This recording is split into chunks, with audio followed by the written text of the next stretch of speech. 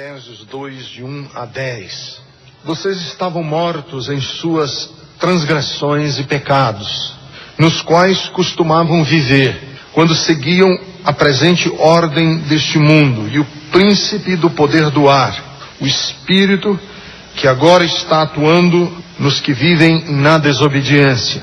Anteriormente, todos nós também vivíamos entre eles, satisfazendo as vontades da nossa carne, seguindo os seus desejos e pensamentos.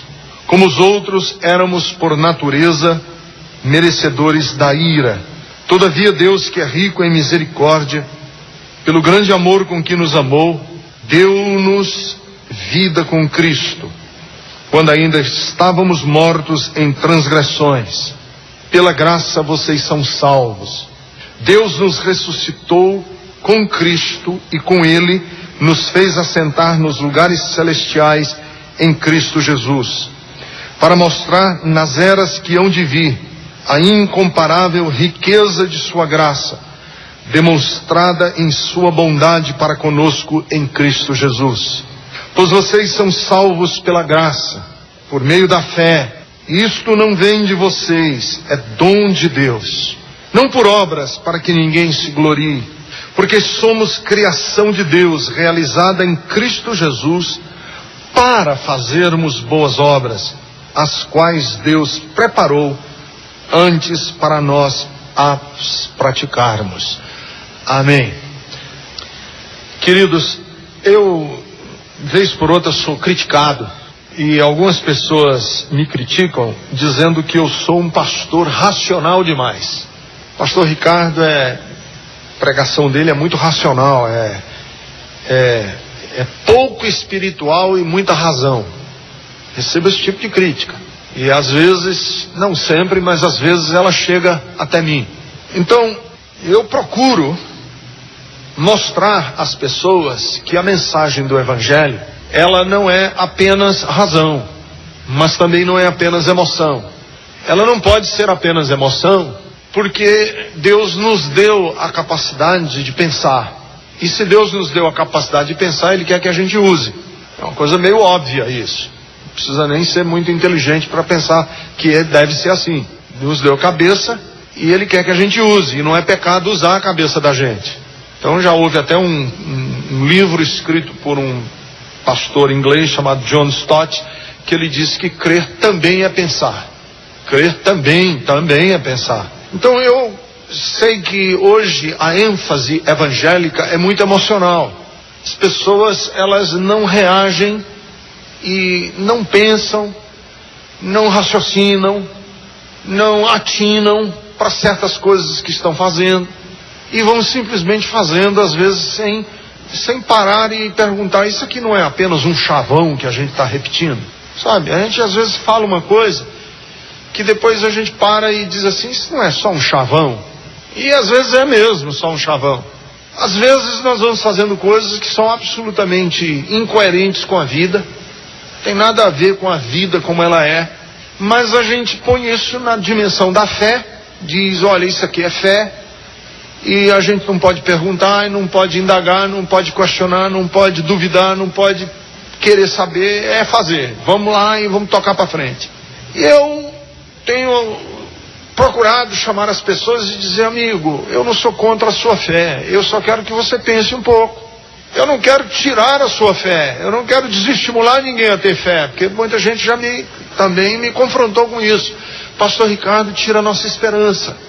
Porque eu digo: amigo, prepare-se para a vida, que ela vai vir com tudo que ela tem, de bom e de ruim, para cima de você. Porque a vida vem para cima de você com tudo que ela tem, de bom e de ruim.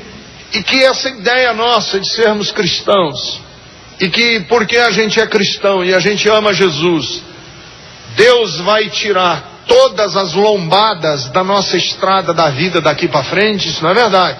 Que porque a gente é cristão e ama Jesus, a nossa vida vai ser um mar de almirante, um céu de brigadeiro, uma vida cor-de-rosa, sem acidentes. Isso não é verdade. Isso não existe. A própria realidade da vida mostra que não é assim. que quem vive com Deus não tem tragédias, não enfrenta tragédias. Isso não existe. Aliás, essa promessa não existe na boca de Jesus em nenhum instante. Jesus prometeu isso a ninguém. Os discípulos de Jesus tinham que se preparar, porque eles iam sair na vida como cordeiros para o meio dos lobos. Jesus disse: vocês não são maiores do que eu, que sou o Senhor, e se eu estou sendo perseguido, vocês também vão ser perseguidos. Ele disse: no mundo tereis aflições, tende bom ânimo. Ele não disse a nenhum dos seus discípulos que eles iriam passar pela vida num mar de rosas. Ele disse: olha, vocês vão ser odiados, vão ser entregues à morte, vocês vão ser perseguidos. Então, nós não podemos achar que crente, cristão, gente que ama a Deus, que faz tudo direitinho, cumpre todas as obrigações, vive uma vida direita. No sentido de direita, no sentido de uma vida correta. Assim, redondinha, né? Direita assim, redondinha, sem problemas. Isso não existe. Então por que faço isso? E porque chamo as pessoas para a realidade, e as pessoas não querem. Porque as pessoas querem viver uma ilusão, querem viver iludidos com a vida, iludidos com o futuro, iludidos com o casamento, iludidos com a profissão, iludidos com a saúde, iludidos, querem viver. Então eles acham que quando um pastor diz assim, prepare-se para a vida, a gente está tirando a esperança. Eu não estou tirando a esperança. Eu quero lhe dizer que esperança não é a mesma coisa que ilusão. Esperança não é sinônimo de ilusão, e nem ilusão é sinônimo de esperança. E alguma pessoa, um tempo atrás, me mostrou até qual é a diferença entre otimismo e esperança. O otimista é aquele que acredita que tudo vai dar certo. Cruze os braços e deixa acontecer, que você vai ver que tudo vai dar certo. Otimista é aquele que diz assim, ó, amigo, amiga, não se preocupe, no fim tudo dará certo. Isso é o otimista. Quem tem esperança é aquele que olha para a vida e diz assim, se eu não arregaçar as mangas, as coisas não vão dar certo. Para que dê certo, eu tenho que me envolver, eu tenho que trabalhar, eu tenho que lutar, eu tenho que me esforçar, eu tenho que fazer acontecer. Então esse que tem esperança. Então o otimista é aquele que acredita que as rodas do destino vão acabar se encaixando e tudo vai acontecer para o bem de todos. Então cruze os braços, descanse, amigo, que tudo vai dar certo, Deus está no controle. Esse é o otimista. O esperançoso é aquele que diz assim, olha, Deus quer ajudar você a fazer as coisas acontecerem. E Ele se dispõe a nos ajudar, para que as coisas aconteçam de verdade. Então a nossa fé, ela não pode ser só uma fé de ilusão. Não pode ser só uma fé de emoções. Ela não pode ser uma fé também não pode ser só uma fé de raciocínios e de lógica, não pode. Então nossa fé precisa ser uma combinação de várias coisas. Ela precisa ter razão, precisa ter emoção e precisa ter valores. Valores, que a gente chama de ética. E é muito interessante porque Paulo, quando escreve a igreja de Éfeso, que era uma igreja que estava inserida, estava dentro de uma sociedade, primeiro, altamente erudita, que era a sociedade, a cidade de Éfeso era uma cidade muito erudita. Segundo, Éfeso era uma cidade muito religiosa. Lá estava Diana, lá estava uma deusa, que era adorada e era alvo do foco de uma cultura pagã, Éfeso. Terceiro, Éfeso era uma cidade muito promíscua, tinha muita promiscuição, muita prostituição. E aí Paulo vai chamar essa sociedade de Éfeso, através da sua igreja, a entender o que é ter fé. Como ter fé? Como é que acontecem os nossos processos de espiritualidade, de vida com Deus? Então, a primeira coisa que Paulo diz é que a dimensão evangélica da fé é um chamado primeiro à transformação. Primeira coisa da nossa vida com Deus é o seguinte: fé começa com transformação de vida. Qual foi a primeira pregação de João Batista? Arrependei-vos. Qual foi a primeira pregação de Jesus na Galileia? Arrependei-vos. Qual foi a primeira pregação da igreja primitiva no livro de Atos dos Apóstolos? Arrependei-vos. Mudança de vida. E Paulo começa aqui o capítulo 2 dizendo o seguinte: vocês estavam mortos em suas transgressões e pecados, nos quais costumavam viver quando seguiam a presente ordem deste mundo e o príncipe do poder do ar, o espírito que agora está atuando nos que vivem na desobediência. Éramos por natureza filhos de uma natureza pecaminosa. Agora veja que lindo. Todavia, Deus, que é rico em misericórdia, versículo 4, pelo grande amor que nos amou, deu-nos vida com Cristo, quando ainda estavam mortos em transgressões. Primeira coisa que Paulo diz, que vida cristã, queridos, não é uma emoção, é uma transformação. Vida cristã não é sentimentos à flor da pele. Vida cristã é a avaliação de conteúdos da nossa vida diante do mundo. Comparando os conteúdos da nossa vida diante dos conteúdos do mundo que nos rodeia, que está debaixo da esfera e do poder do príncipe deste mundo que é Satanás.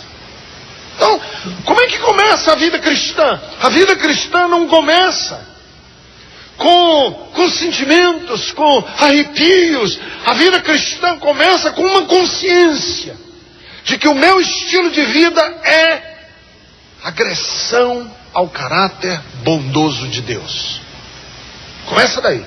Eu, no meu estilo de vida, eu, na minha maneira de organizar e de ordenar os meus passos, estou em aberta rebelião contra Deus e estou confirmando os valores do mundo caído, regido pelo diabo. E é nessa consciência que eu me arrependo, que eu mudo de vida, que eu digo, não posso mais continuar assim. Não posso mais continuar com esse estilo de vida. Eu não posso mais continuar com os valores que eu tenho agregados à minha vida. Eu preciso mudar. Como que eu mudo? De que jeito eu posso mudar? Não tem como.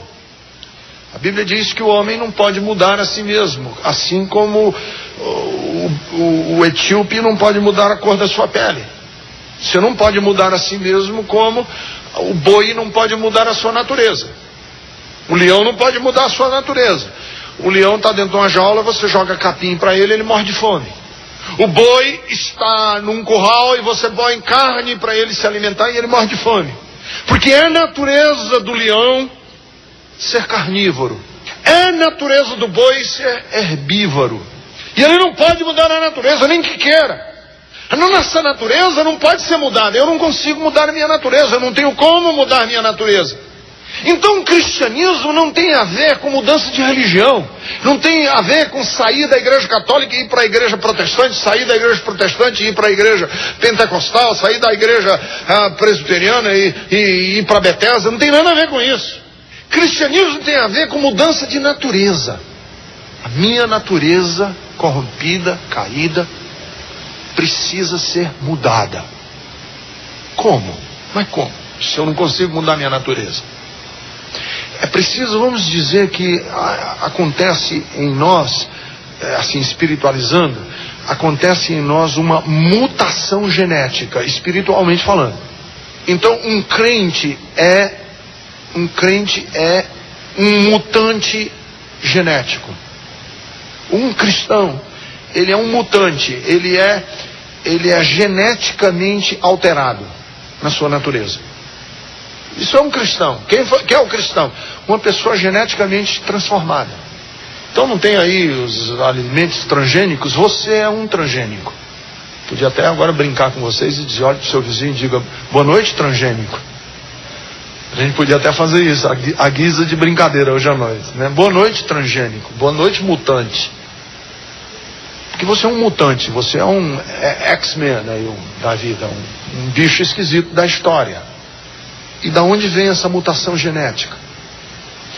É que Deus, sabendo que a minha natureza não pode ser mudada, Deus transplanta para dentro da nossa natureza a natureza do seu espírito, a natureza de Cristo. E a Bíblia chama isso de novo nascimento. Em que o Espírito de Jesus vem habitar em nós pela fé, para que você seja uma nova criatura. De sorte que não sou eu quem vive mais, agora é Cristo que vive em mim. Então eu sou uma pessoa que tem enxertada em mim a natureza de Cristo através do Espírito Santo. O Espírito Santo de Deus foi transplantado para dentro de você. Igual como uma pessoa que está doente que precisa de um transplante de medula. Aí vai buscar a medula de uma outra pessoa e põe a medula daquela outra pessoa nele.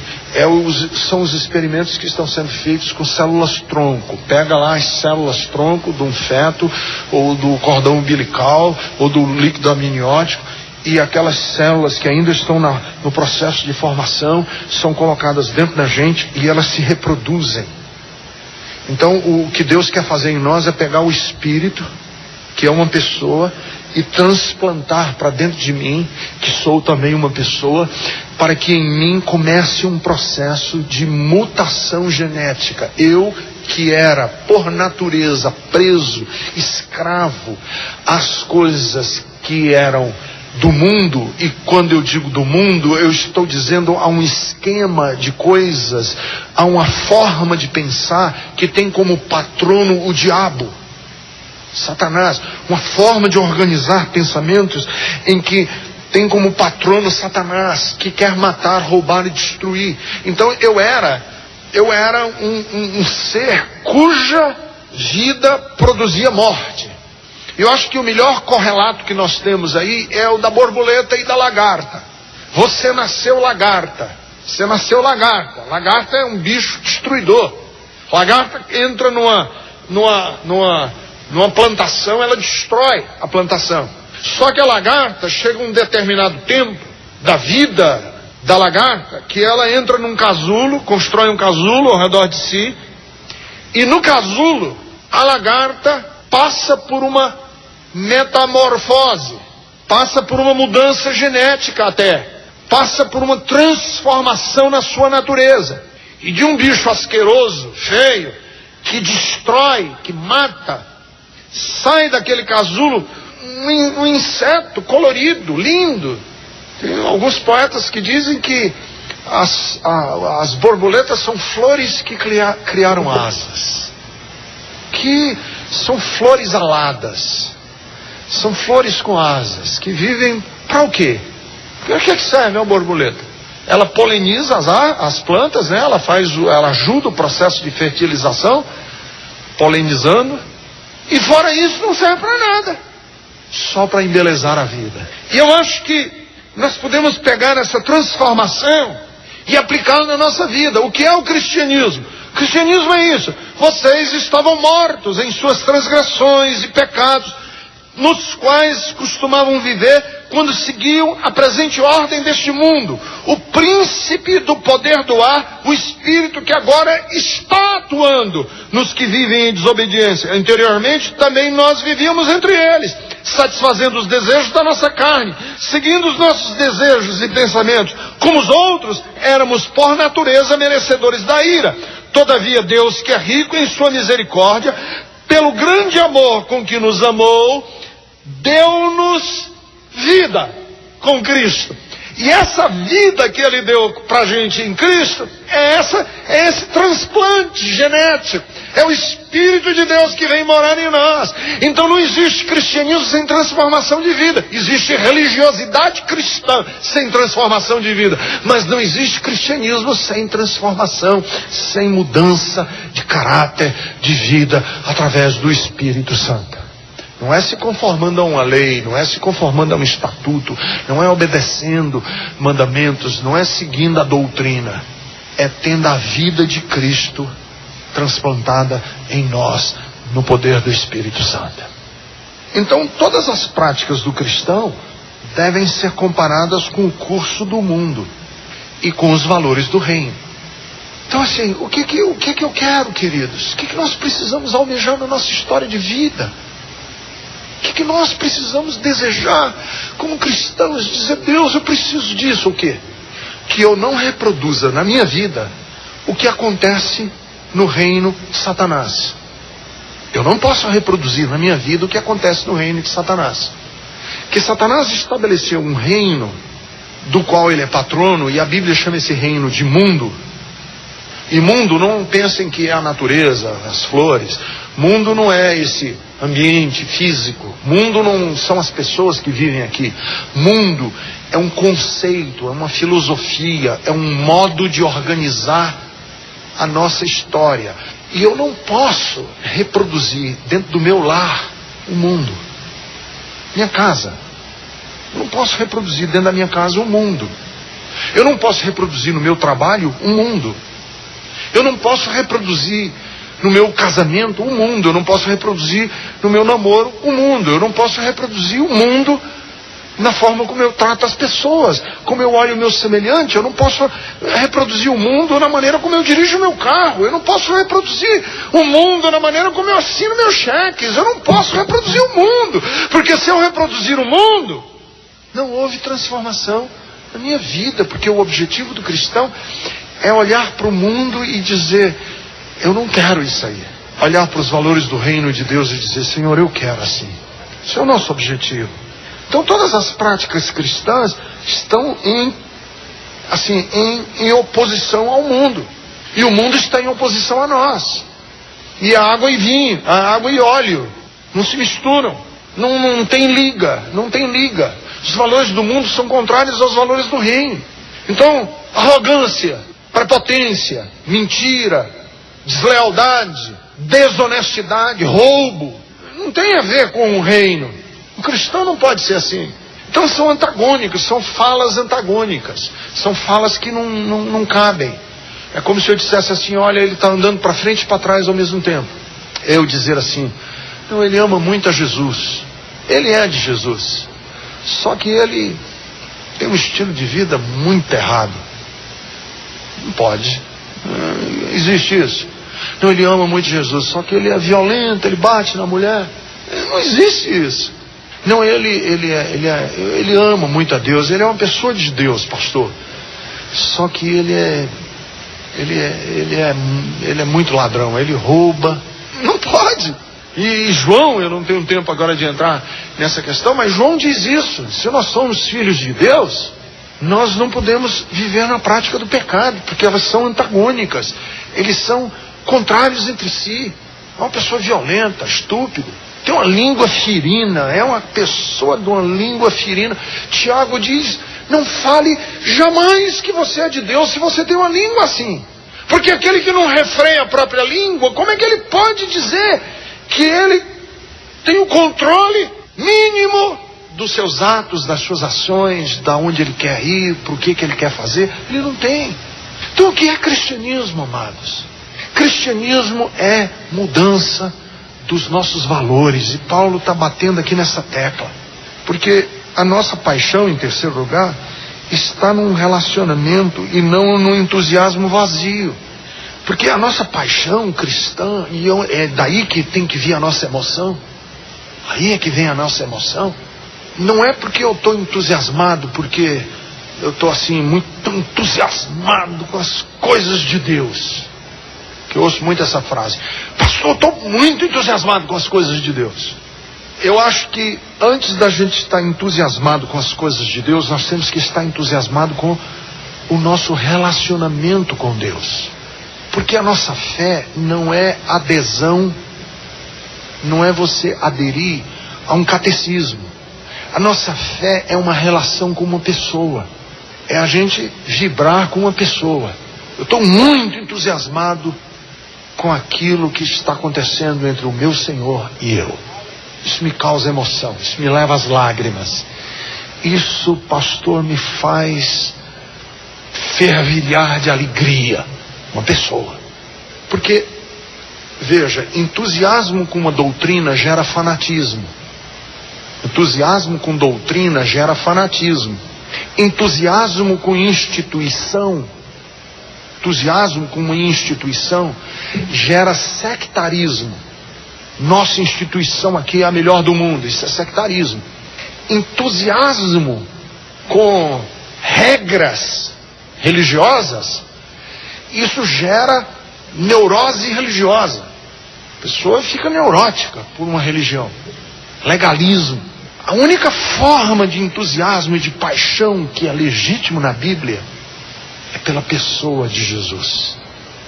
Esse nunca é condenado. A mulher estava tão apaixonada por Jesus que ela se jogou aos pés dele.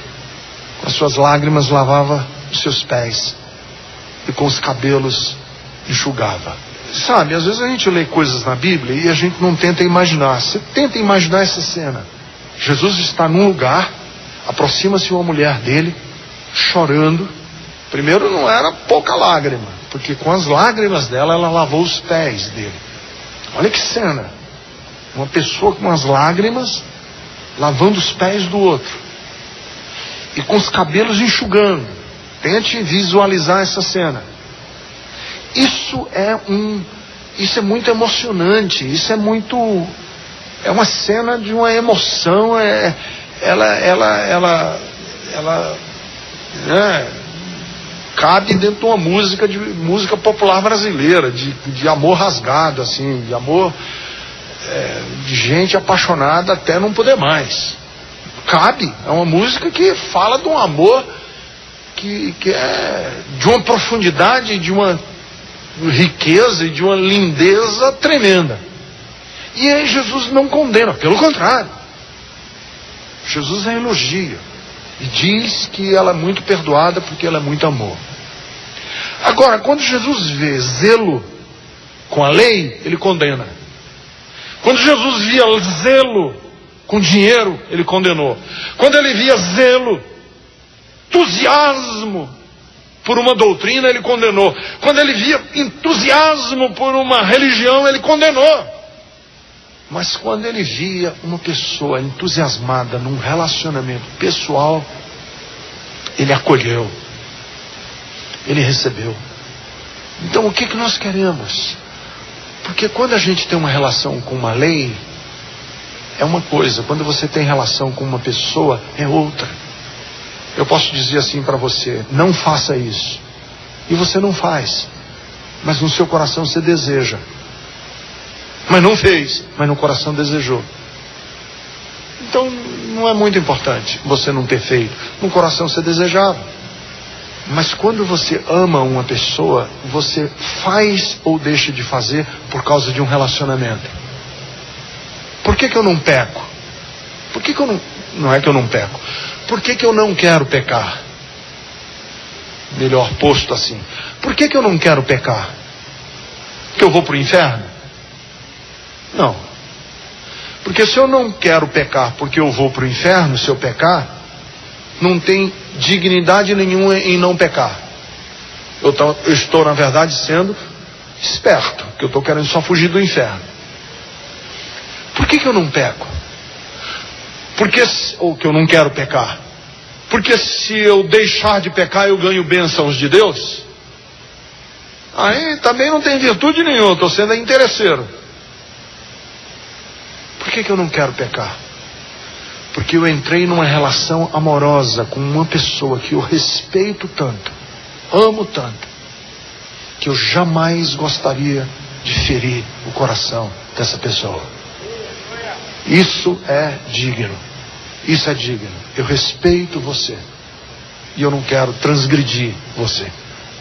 Isso é digno.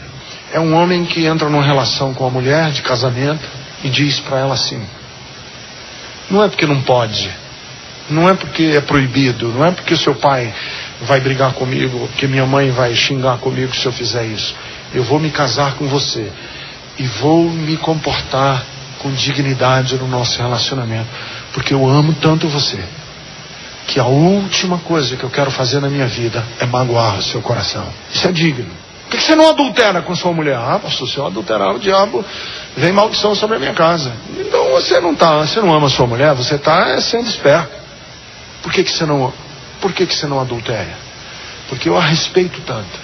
Eu tenho por ela um apreço tão grande que eu não quero magoar o coração dela. Isso é digno. E o apóstolo Paulo traz isso para nós, dizendo para nós que nós temos que entrar numa relação de vida com Deus, intimidade com Deus, para que nossa fé seja uma fé digna. E depois ele diz que o cristianismo se baseia na graça. E é na graça que nós temos que crescer. Ele diz, olha, vocês são salvos pela graça. Versículo 5. Pela graça vocês são salvos. Deus nos ressuscitou com Cristo e com Ele nos fez assentar nos lugares celestiais em Cristo Jesus, para mostrar nas eras que hão de vir a incomparável riqueza da sua graça. Graça é uma compreensão que pousa no meu coração, que me diz que eu sou amado de Deus, não por aquilo que eu faço, mas por uma iniciativa unilateral de Deus. Unilateral. É um amor unilateral. Deus nos ama sem ter sido provocado a nos amar. Pelo contrário, é o amor dele que nos provoca a amá-lo. Deus não precisa ser provocado a nos amar, porque esse é um conceito que nós desenvolvemos com Deus, na nossa relação com Deus. Se você não provocar o amor de Deus, esquece, querido, você vai ficar aí, hein? A ver navios. Se você não provocar e não souber provocar o amor de Deus, esquece, você vai ficar sem bênção. Se você não souber como, e venha na Bethesda aqui, eu ensino a você a técnica correta da gente provocar o amor de Deus. Se você não souber, essa é a mensagem que se ouve mais popularmente no Brasil na nossa relação com Deus. E Paulo diz, não, é graça. É o contrário, o caminho é o inverso. Antes de nós nos darmos conta, Deus já nos queria bem e já nos amava. Quem lembra de um período da sua vida, ou que você estava desviado, ou em aberta rebelião contra Deus, fazendo o que não prestava, e você consegue detectar perfeitamente naquela época o cuidado e o amor de Deus pela sua vida? Eu me lembro muitas vezes até minha vida ter sido poupada de acidentes, de desastres, quando eu não queria nada com Deus, do cuidado de Deus, de manifestações do amor de Deus na minha vida, em épocas da minha vida que eu estava me lixando para as coisas de Deus, e Deus amorosamente me perseguindo, me procurando, querendo me achar, querendo me instar, enviando pessoas para falarem comigo, me cercando com o amor dele, falando comigo em horas que eu não percebia. O pastor Alisson é que conta. O Alisson é um pastor muito querido nosso, que está lá em Florianópolis, pastoreando a Bethesda de Florianópolis. E o pastor Alisson conta que ele é cantor, né? Ele canta, e que um irmão da Bethesda lá de Fortaleza foi para um motel com uma mulher lá, uma menina de programa, uma mulher de programa, uma prostituta. E ele está lá no motel e a prostituta disse assim, põe o rádio pra gente, um clima aqui. Aí quando a mulher ligou o rádio, era o pastor Alisson cantando, Deus pergunta como vai você. Era a música dele. Por favor, não acredite que você tem que ser assim. E aí o irmão falou, não é possível, até aqui o Senhor não me larga. Até aqui Deus não me deixa. Por que tinha que ser aquela rádio? E por que o Alisson tinha que estar cantando? Então esse cuidado de Deus, de zelosamente não desistir da gente. Eu conversei uma vez com uma adolescente aqui na Bethesda e ela estava muito revoltada com tudo. Uma mocinha que eu estava conversando com ela, ela olhou para mim e disse assim, pastor, eu queria que Deus me deixasse em paz. Eu digo, não peça isso nunca, porque na verdade o que você está dizendo é, Deus, sai de perto de mim. E é a última coisa que a gente pode pedir que Deus faça, porque o amor de Deus é obstinado. Deus é obstinado em nos querer bem. Então, um conceito mais bonito do que dizer que Deus é soberano é que Deus é fiel. O amor de Deus é um amor leal. Deus lealmente andou com Israel mesmo quando Israel estava fazendo aquilo que ele, Deus, não queria que Israel fizesse. Mas Deus dizia assim: vocês estão fazendo tudo o que eu não quero que vocês façam, mas eu não vou desistir de vocês. Eu vou amar vocês, porque eu tenho um pacto com Abraão, eu tenho um pacto com Davi, e eu não vou desistir do meu povo. E ele não desistiu do seu povo, e ele não desiste dos seus, e não desistirá jamais. Então a fé cristã não consiste em conseguir coisas de Deus. A fé cristã consiste em viver uma vida marcada pelo seu amor. Olha como Paulo, com as letras assim claras, ele diz para nós aqui. Ele diz, para mostrar nas eras que hão de vir, a incomparável. Para que Deus nos salva? Para nós mostrarmos nas eras que ainda hão de vir a riqueza da sua graça, da sua bondade. Vocês são salvos por graça, por meio da fé. Isso não vem de vocês, é dom de Deus. Não é por obras para que ninguém se glorie, porque somos criação de Deus, realizada em Cristo Jesus, para as boas obras. Para as boas obras. Não é para conseguir bênçãos. Não é para ter, assim, currículo para mostrar que a gente tem favor de Deus na nossa vida. Porque muito da nossa vida cristã é hoje. Hoje isso consiste nisso. Qual é o seu currículo cristão? Eu tive um milagre de uma filha que ia morrer e Deus poupou. Eu estava desempregado, Deus abriu a porta de emprego. Esse é o nosso currículo. Pois o currículo cristão devia ser o contrário. O meu currículo, pastor, é que desde que conheci Jesus, eu tenho sido assim importunado para cuidar mais e melhor lá no hospital, do ministério que Deus está me incomodando para eu trabalhar no hospital, na capelania. Qual é o meu currículo? Meu currículo é que desde que eu conheci Jesus, eu não quero mais ser aquele homem raivoso que eu era. Aquela minha índole, eu tinha uma índole bruta. A pessoa falava comigo, eu respondia na lata, e eu era ferino. Minha vida está sendo mudada, pastor. Mas você não tem assim milagre para contar? Você quer um maior do que esse? Um grosso como eu era? Fala do seu currículo. Meu currículo é que Deus está fazendo em mim para que eu seja uma demonstração visível das boas obras que Deus faz através de um homem e de uma mulher cuja natureza foi transformada pelo Espírito Santo. Mas não tem assim milagre que é um maior do que esse, amigo. Uma lagarta nojenta, asquerosa, ser transformada numa borboleta. E ainda sou assim uma borboleta meio fajuta, mas já estou começando a dar as minhas primeiras batidinhas de asa. Minhas asas ainda não estão completamente coloridas, mas eu estou me colorindo. Eu estou devagar, tenha paciência comigo, porque eu ainda vou ser aquela borboleta que Deus um dia intencionou que eu fosse. O processo está acontecendo, estou mudando.